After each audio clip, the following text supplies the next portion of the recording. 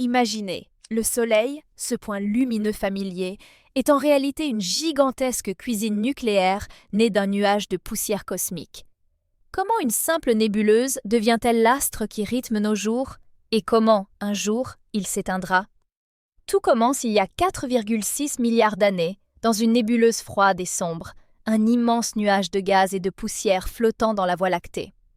Sous l'effet de la gravité, ce nuage s'effondre sur lui-même, comme si une main invisible pressait la pâte d'un gâteau.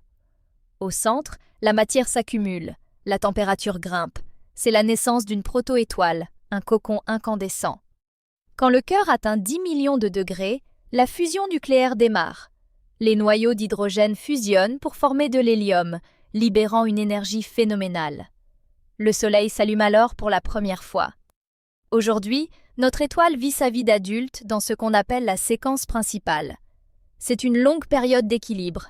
La pression des réactions nucléaires au centre repousse la gravité qui voudrait tout écraser.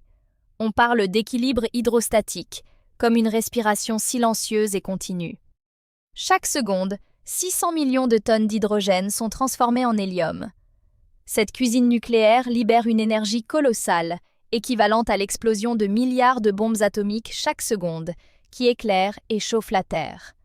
Ce cycle solaire, c'est le battement de cœur de notre système.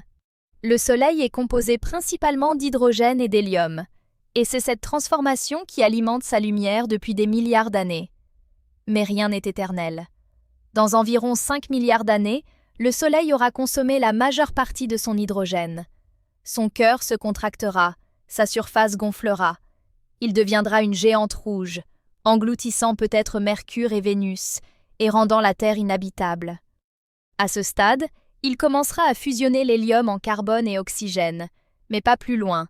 Il n'a pas assez de masse pour exploser en supernova. Au lieu de cela, il rejettera ses couches externes, formant une nébuleuse planétaire, un magnifique nuage coloré. Au centre, il ne restera qu'un noyau chaud et dense, une naine blanche, vestige silencieux de l'ancienne étoile, qui refroidira lentement pendant des milliards d'années. Pour se repérer, le Soleil a 4,6 milliards d'années. Il lui en reste environ 5 avant de devenir géante rouge, puis quelques centaines de millions d'années avant de finir en naine blanche. Ce cycle, c'est l'histoire d'une naissance dans la poussière, d'une vie de lumière, puis d'une transformation en relique cosmique. Un cycle fascinant, miroir de la vie elle-même. Tout commence, tout évolue, tout s'éteint. Mais rien ne se perd vraiment dans l'univers.